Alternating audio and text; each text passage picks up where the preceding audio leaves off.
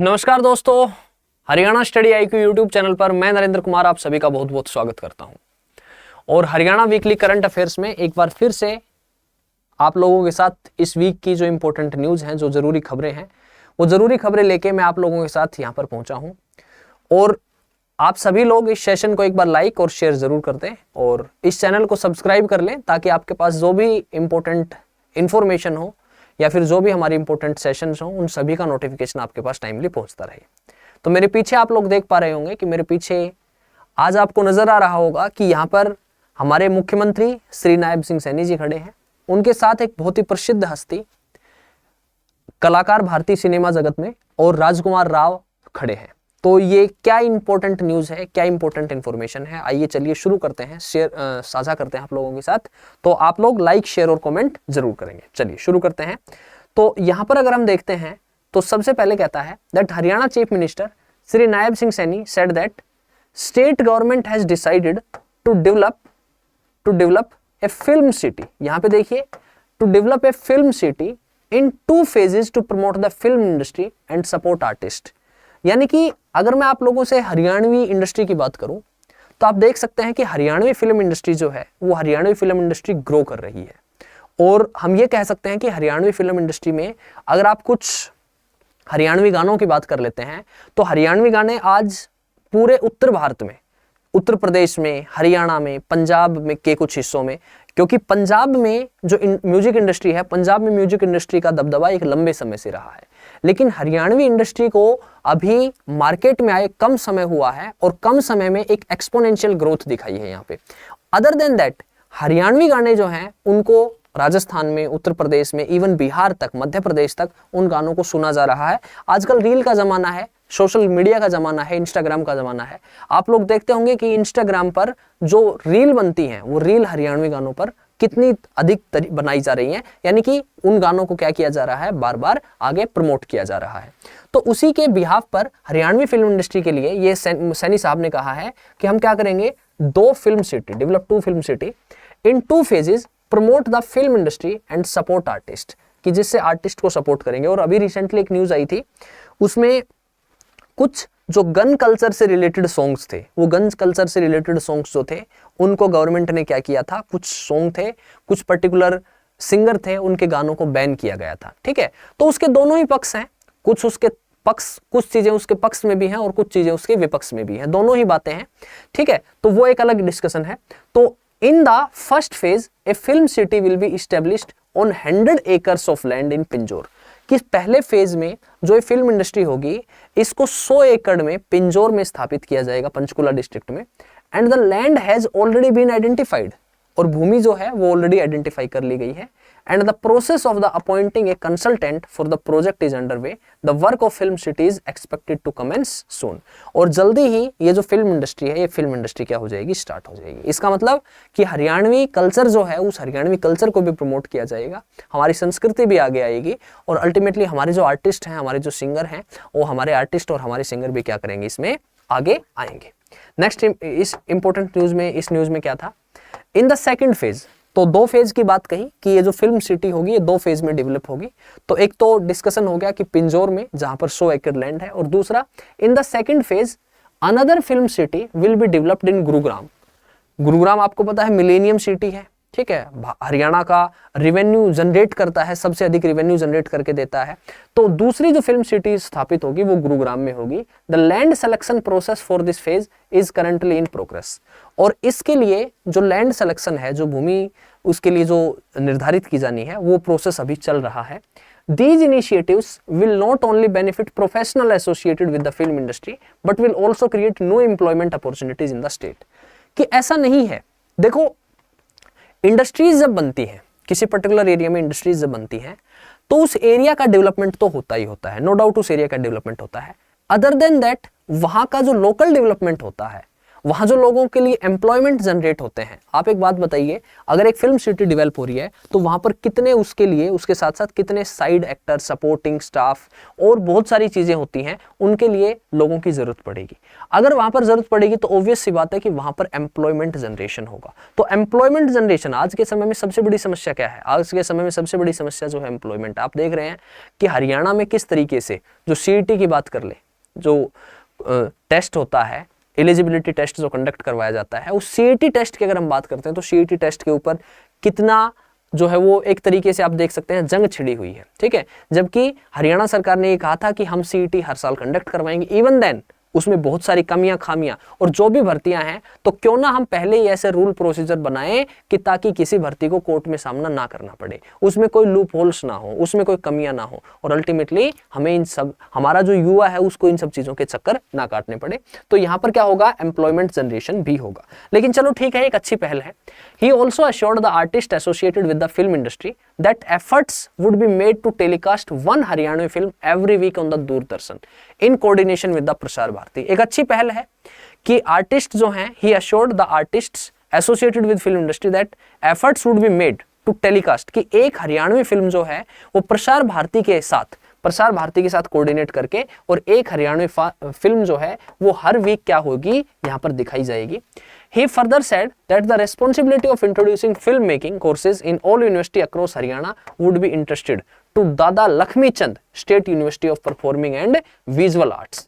ठीक है, उन्होंने कहा कि responsibility of introducing film making courses in all universities, कि सभी यूनिवर्सिटियों में हम फिल्म मेकिंग कोर्सेज जो हैं उन फिल्म मेकिंग कोर्सेज को इंट्रोड्यूस करेंगे across Haryana, would be interested to Dada Lakshmi Chand state university of performing and the visual arts. Dada Lakshmi चंद का नाम, अगर हम भारतीय सिनेमा जगत की बात करते हैं तो दादा लक्ष्मी चंद को एक ये माना जाता है कि उनकी जो रागनियां थी, उनके जो कृत्य रहे हैं इस हरियाणवी जगत में, वो हरियाणवी जगत में उनके कृत्यों को कभी भुलाया नहीं जा सकता। ठीक है, दादा लक्ष्मी चंद को। तो ये क्या कहता है कि that state university of performing and the visual arts in collaboration with the education department will also work towards introducing theater education in the schools। और थिएटर्स जो है स्कूल के टाइम पे थिएटर क्या किए जाएं, शुरू किए जाएं, थिएटर क्या किए जाएं, स्टार्ट किए जाएं। ठीक है, तो ये एक इंफॉर्मेशन थी। दूसरी एक इंफॉर्मेशन थी कि the chief minister participated as a chief guest in a programme organised at Kamdhenu Gaushala Seva सदन इन पिंजौर, पंचकुला डिस्ट्रिक्ट। कि जो चीफ मिनिस्टर साहब थे वो एक चीफ गेस्ट के तौर पर पहुंचे, और वो पहुंचे कामधेनु गौशाला सेवा सदन पिंजौर में, पंचकुला में, and offered his services at gaushala, और उन्होंने गौशाला में अपनी सेवाएं प्रदान की। He inaugurated the composed biogas plant made from cow dung and laid the foundation for a cow cremation centre and a new shed. और वहां पर जो बायोगैस प्लांट था, उस बायोगैस प्लांट का उन्होंने इनॉग्रेशन किया कि बायोगैस प्लांट से जो काउ डंग होता है, उस काउ डंग से क्या की जाएगी, वहां पर जो है वो बायोगैस प्रोड्यूस की जाएगी। एंड उन्होंने उसके अलावा जो काउ क्रिमेशन है, काउ क्रिमेशन सेंटर और एक न्यू शेड, एक नया शेड जो है उसको इनॉग्रेट किया। He also announced a grant of ₹21 lakh to the Kamdhenu Gaushala Seva सदन, और इसके अतिरिक्त 21 लाख रुपए उन्होंने अनाउंस किए ग्रांट के तौर पर कामधेनु गौशाला सेवा सदन में। आगे कहते हैं कि he said that earlier Haryana had only 215 गौशाला with around 1074 cattle. Since the BJP government took charge, the number of registered gaushalas has increased to 650। यानी कि बीजेपी, आप देखते हैं कि अगर हम गाय की बात कर लें या हम आवारा पशुओं की बात कर लें, तो ये जो समस्या है, अगर आप ग्रामीण क्षेत्र में जाके देखेंगे तो किसान के लिए एक बड़ी व्यापक समस्या है। ठीक है, कि जब खड़ी फसल जो होती है, ठीक है, फसल पककर तैयार हो जाती है, उस समय कुछ, अभी तो क्या है, अभी तो बहुत कंट्रोल हो गया। ठीक है, आप लोग अगर आज से 15 साल 20 साल पहले जाके देखेंगे तो इवन मैं पर्टिकुलरली अपने एरिया की अगर बताऊं तो ये व्यक्तिगत तौर पे मैंने देखा है कि लोग रात के समय में जब सर्दियों का मौसम होता है, दिसंबर का महीना होता है, जनवरी का महीना होता है, तो उस समय खेत में जाके और वहां पे उनको रहना पड़ता था। क्यों? क्योंकि रात के समय में जो आवारा पशु थे वो आवारा पशु आते थे। आवारा पशु जब किसी खेत से निकल जाते थे तो वो फसल को क्या कर देते थे? बर्बाद कर देते थे। ठीक है, तो ये जो समस्या थी, और उसमें मोस्टली जो होती थी वो गाय होती थी। तो अभी बीजेपी गवर्नमेंट ने जो रजिस्टर्ड गौशाला है, वो रजिस्टर्ड गौशाला कितनी हो गई है? 650 हो गई है, in which about 4 lakh cows and Nandis are being taken care of, कि जिनमें लगभग 6 लाख गाय है और नंदी है। The state government has also significantly increase the budget from 2 crore to 595 crore, और इस बजट को 595 करोड़ रुपए तक बढ़ाया गया है। ठीक है, और आप देख पा रहे होंगे कि आपके पर्टिकुलर शहर में, आपके एरिया में, आपके क्षेत्र में, वहां पर भी जो गौशाला होंगी, तो गौशालाएं रजिस्टर्ड होती हैं तो उनको फंड दिया जाता है। ठीक है, फैसिलिटीज प्रोवाइड करवाई जाती हैं, और इवन लोगों का भी रुझान है इस तरफ। ठीक है, कि जब फसलें कटती हैं, जब अभी ये रबी की जो फसलें हैं, रबी की फसलों की कटाई का मौसम है, तो लोग अपनी इच्छा से जो दान करते हैं, लोग अपनी इच्छा से वहां पर चारा दे के आते हैं, लोग अपनी इच्छा से वहां पे जो है ना वो फाइनेंशियल सपोर्ट प्रोवाइड करवाते हैं, और ये एक अच्छी पहल है। ठीक है, बेसिकली समाज जो होता है, सोसाइटी जो होती है, उस सोसाइटी में हर समाज का मतलब ये होता है कि समाज के हर वर्ग को मिलकर अगर हमें कोई काम करना है, अगर हमें किसी मंजिल को प्राप्त करना है, तो उसमें समाज के, अगर कोई सामाजिक कर्तव्य है, तो उसमें समाज के हर वर्ग का क्या होना चाहिए? सहयोग होना चाहिए। The chief minister said that thousands of cows are safe in the गौ अभ्यारण्य, cow sanctuaries in Panipat, Hisar and Panchkula, कि पानीपत, हिसार और पंचकुला में जो गाय अभ्यारण्य है, ठीक है, the government has allocated rupees 270 crore as a grant for cattle fodder, and in the last financial year rupees 160 crore was given to 608 gaushalas for the same. Okay, तो ये 608 गौशालाओं को लास्ट जो फाइनेंशियल ईयर था उसमें दिया गया। एंड ये एक इंपॉर्टेंट इंफॉर्मेशन है इसमें, that state government is working on the various plans to support cow welfare, कि जो गाय है उस गाय को, और गाय को गौ माता बोलते हैं हम। ठीक है, गाय को क्या बोलते हैं हम? गौ माता बोलते हैं। बेसिकली हम मानते हैं कि गाय का जो दूध होता है वो अमृत के समान होता है। ठीक है, ही ऑल्सो स्टेटेड दैट गवर्नमेंट, और ये ना एक मतलब कि बड़ा ही चिंताजनक विषय है कि हम एक तरफ तो गंगा जो है, उस गंगा को क्या बोलते हैं कि गंगा मैया है। वो गंगा क्या करती है? गंगा अल्टीमेटली जो हमारे नॉर्थ इंडियन प्लेन है उसके लाइफ लाइन है। ठीक है, वहां से गुजरती है। और दूसरी तरफ Ganga is one of the most polluted reverse in the world, दुनिया की जो सबसे दूषित नदियां हैं उनमें से उसकी गिनती की जाती है। तो एक तरफ तो हम उसको मैया कह रहे हैं, उसको माँ का दर्जा दे रहे हैं, और दूसरी तरफ वहां पर हम उसमें क्या कर रहे हैं? गंदगी डाल रहे हैं। हम उसको क्या करें? बिकॉज अल्टीमेटली रिवर्स जो होती हैं, उस रिवर की खासियत होती है कि हर 3 किलोमीटर के बाद अगर रिवर को आपने फ्री छोड़ दिया तो वो अपना जो कचरा होगा उस कचरे को कहाँ लगा देती है? किनारे पर लगा देती है। लेकिन 3 किलोमीटर तक हम छोड़ते कहाँ हैं? 3 किलोमीटर तक तो उसमें हजारों गंदगी जो है वो डाल दी जाती है। और दूसरी तरफ हम गाय को माता कहते हैं, और आप अपने देखेंगे, अपने शहर में देखेंगे, लोकल एरिया में देखेंगे कि वहां पर शहरों में आवारा पशुओं में गाय कितनी भटक रही होती है। ठीक है, तो ये मतलब हमें हमारी जो गवर्नमेंट है, हमारा जो सोसाइटी है, हमारा जो समाज है, और हम सबको मिलजुल कर इसके ऊपर क्या करने चाहिए? मेजर्स लेने चाहिए। नेक्स्ट क्या कहता है? So he also stated that government is working on various plans, बहुत सारे काउ वेलफेयर हैं जो गाय जो है गाय के हितों में। The land designated for grazing will be provide to gaushala to grow fodder for cattle, कि लैंड प्रोवाइड की जाएगी गौशाला को ताकि वहां पर फोडर जो है वो गायों के लिए चारा उगाया जा सके। And the prime minister is serious about cause and the government of India has also implemented. तो जो गवर्नमेंट ऑफ इंडिया है, वो गवर्नमेंट, प्राइम मिनिस्टर जो है हमारे प्रधानमंत्री श्री नरेंद्र मोदी जी, वो भी इस प्लान के लिए क्या है? सीरियस है। ठीक है, नेक्स्ट कहता है, Shri Nayab Singh Saini said that government has set target of practicing natural farming on 1 lakh acre of land in this financial year and encourage farmer to adopt natural farming methods. State government is taking strict measures to protect cattle, including imposing a 10-year prison sentence for cow slaughter and 7-year sentence for cattle smuggling, Chief Minister added.